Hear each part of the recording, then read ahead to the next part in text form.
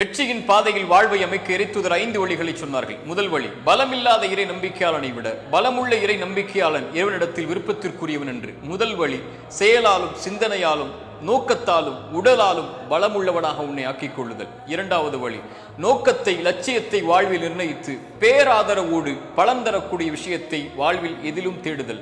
மூன்றாவது, தேடக்கூடிய விஷயத்திற்காக இறைவனிடத்தில் உதவி தேடுதல், அவனை தவிர யாரும் கொடுக்க முடியாது என்ற நம்பிக்கையில்.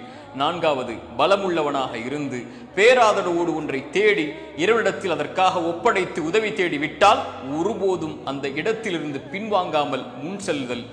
ஐந்தாவது, வாழ்வில் எது நடந்தாலும் நடக்கவில்லை என்றாலும் முயற்சி செய்தும் நடக்கவில்லை என்றாலும் அதனால் நடந்தது இதனால் நடந்தது என்று குறை கூறாமல் இறைவனுடைய நாட்டம் எனக்கு நலவு அதன் காரணமாக நடந்திருக்கிறது என்று நடந்தால் நன்றி கூறி, நடக்கவில்லை என்றால் பொறுமையோடு அடுத்த கட்டத்திற்கு வாழ்வை நகர்த்துதல் என்று இறைத்துதர் எமக்கு எடுத்துச் சொன்னார்கள்.